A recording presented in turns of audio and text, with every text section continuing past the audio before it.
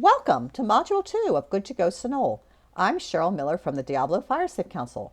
We've been working with a leadership team of residents supported by the Alameda County Fire Department and the Santa Clara unit of CAL FIRE to develop this program.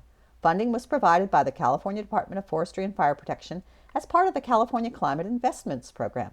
Since this program is in its early form, we hope you will give us feedback on what works for you or what is missing. If you don't have a workbook for this module, download one at www.goodtogowildfire.com. We look forward to hearing from you as you discover how to be good to go. In Module 2, we will learn that wildfire evacuation is different from many other natural hazards. You may get little time or information in which to make life-saving decisions. The more you can do ahead of time, the smoother your evacuation will go. Tonight, we'll discuss 3 topics. First will be the 2 types of evacuation, which is immediate evacuation, when you see the flames and smoke. That means there's no time to do anything but get in the car and go. We're going to help you pre-prioritize your actions by using the 6 Ps. The second type is when evacuation is a possibility. This is when red flag warnings are up and you have the potential for a fire moving to your home. There's more time here to incorporate other preparedness actions. While you're getting set to go, you should also be prepared to shelter in place. And that's the third type. It's actually a non-evacuation. But this shelter in place also will get you ready for public safety power shutoffs. So tonight, you'll see how your workbook will walk you through 8 checklists with activities to help you prepare your personal evacuation plan. Immediate evacuation is the first of the 2 types of evacuations we'll talk about. This may come as a knock on the door or a call from the neighbor, or it may be that you see nearby smoke or actual flames. This is the time when there is no time to do anything but get in the car and go. We want you to pre-prioritize your actions with the 6 Ps. This is the time that the go bag is critical. The 6 Ps are people and pets. We want you to pre-position your pet carrier. That's what I do as soon as a red flag goes up. Think about your papers, the phone numbers, important documents. Third P is your prescriptions, your vitamins, your eyeglasses, things that would be hard to replace immediately. Pictures and irreplaceable memories, your personal computer or your hard drives and your disks. And then lastly, the plastic means cash. ATM cards is the plastic side, but you want to make sure you have a wide denomination of cash too. And a final tip is to keep a flashlight and sturdy boots with woolen socks by your bed in case you have to evacuate at night. We are encouraging everyone to get a workbook. In it are summaries of materials presented, as well as a lot of helpful checklists. The first action we ask you to do in this module is to prioritize your top 10 items to grab if you must go now. The no time must go checklist includes 21 items. You've been thinking about the 6 Ps, and it provides space for others. But the point of the list is to prioritize. What would you grab if you must go now and you didn't have a go bag ready to go? So put those items in priority order, or even better, in a go bag, and you're going to learn about that in a minute. Having time to think about evacuation is the second type of evacuation. When a red flag alert or a public safety power shutdown has been called, it's time to consider that evacuation might be a possibility. So we want you to think about these 3 initial steps to be ready to evacuate. We're going to talk about each one in detail in a moment. The first step that you'd take is to review your go bag and your evacuation checklist. The second step would be to dress for survival in personal protective clothing to avoid injury from smoke, sparks, embers, and extreme heat. You want to put these clothes on at the first sign of trouble. You can see or smell smoke. It's time to go. The third will be to monitor information sources. This will be your TV, your phone, your radio, your social media, looking up your local fire and emergency information, and your evacuation notice. Make sure that you've been signed up for AC alert. The next action in your workbook will take you through assembling a go bag. You'll want to have a wildfire and emergency go bag ready at all times during fire season. You'll want to assemble a kit for each family member and your pets, and to keep your kits in your vehicle or near your front door. Page 7 of the workbook provides a gotta go checklist you can customize. This will include such things as an up-to-date family communication plan, your 3-day supply of non-perishable food and 3 gallons of water per person, your map marked with at least 2 evacuation routes, prescription medicines, water bottles, change of clothing, small supplies of energy food, spare battery and charger for cell phone, extra eyeglasses, extra set of car keys, credit, cash, traveler's checks, first aid kit, headlamp, and flashlight. You'll notice this has got a longer list than your gotta go now list. This is one that you can put as many things and pre-prepare them in a bag so that you're ready if you have time before an evacuation to do other things instead of trying to gather your things on your gotta go checklist. You can also lighten up your go bag by storing critical information in the cloud, on a flash drive, memory stick, or sending them to a trusted friend. We have a checklist on page 8 that lists some of the important documents you might need. And these include things such as your personal ID, your driver's license, passport, Social Security, DD 214. Important tip is to make sure you have your driver's license with you, because if you do leave, you're going to need it back to get back in. And it's easy to run out of the house without your purse or your wallet. So make sure you have that personal ID stored in the cloud. The other things might be house documents like your title, mortgage paper, insurance policies. They'd be health documents, insurance policies, medical records, list of current medications. There are a few more things on the list. Keepsake photos or videos of each room showing contents, very important if you're dealing with insurance adjustments later. And then a list of valuable items including purchase dates, costs, models, and serial numbers. In your workbook on page 9 is the start of the family communication plan. If you did not complete this disaster plan during Module 1, you'll want to make sure to do it now. This covers things like the family information, your local contact, your out-of-area contact, your school plan, your notification system.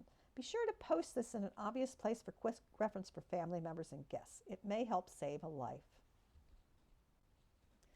The second step to take when an evacuation is a possibility is to dress for survival. Personal protective clothing to avoid injury from smoke, sparks, embers, and extreme heat. This is loose-fitting clothing from natural fibers. It's like heavy cotton or denim or wool. The reason is that synthetic fibers can melt and burn and really injure you. So from head to toe, start with a wide brim or a hard hat that's going to stop embers from dropping on your head or down the back of your shirt. You want to include a pair of full coverage goggles, leather work gloves. You may have to move things out of the way as you are leaving. You want a respirator. An N95 is available at most hardware stores, or you can get a non-synthetic cloth to cover your nose and mouth to protect you from inhaling smoke, ash, and embers. If you have a mask that you've been using now during COVID-19, just make sure that it is either cotton and has not got a polyester or synthetic material, which many of them do. You'll want a long sleeve shirt. Again, you need to protect your arms. The natural fibers should be cotton or wool. Bright colors are best because in the smoky times it's really hard to see each other. Heavy cotton pants like denim jeans. You want to make sure they're oil free. That's kind of a logical one if a hot ember hits you. Cotton overalls, any of that sort of heavy cotton material. You want sturdy leather work boots or short shoes. Wear them with woolen or cotton socks. If you can avoid having synthetic soles on like a tennis shoe, the leather shoes are much better if you have them. And there's a checklist on page 11 to help you decide what you already have in your closet and what will work when it's time to evacuate.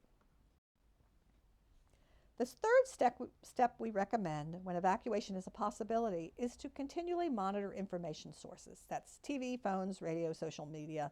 Be sure that you sign up for AC Alert. This, for some of you, may be a repeat of information if you've done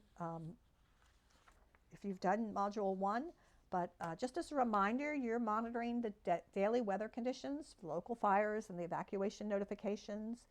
You're looking for fire weather watch and red flag warnings, and those can provide you advance warning and extra time to be prepared before a fire should strike and you'd have to evacuate. For instance, during the North Bay fires of 2017, the Weather Service had been issuing red flag warnings several days before the fire began. Just a reminder, if you haven't done it already, text your zip code to 888-777 to register for NIXL, and you'll receive Sonoma fire weather information notices. Also, saying it once more, be sure to sign up for AC Alert. That's www.acalert.org. And revisit Module 1 if you need more information about notifications and fire weather. Most major wildfires that destroy homes and cause death and injuries have a common denominator: dry winds blowing from the east and northeast. In our area, we call these Diablo winds. These conditions are most common in the fall from September to October, but they can happen at any time of year and will always be associated with the potential for catastrophic fires in the dry season. The graphic shows you how the winds begin with a high pressure to the east over the dry Great Basin. As the air circulates clockwise, it brings the dry desert airs over the mountains. These winds are compressed and warmed, resulting in low humidity that rapidly dries out vegetation. As it reaches Mount Diablo, the winds are squeezed through the Diablo Range, creating even stronger gusts. These strong, hot winds fan fires and create unpredictable conditions for firefighters. Red flag warnings are issued when it's hot, typically over 80 degrees, but that's not as important as when it's windy or dry. When it's windy with sustained winds of 20 miles an hour, or where there's dry relative humidity of less than 25, the conditions are increased for a chance of evacuation should there be a nearby wildfire. A quick reminder of all the additional information sources you identified during Module 1.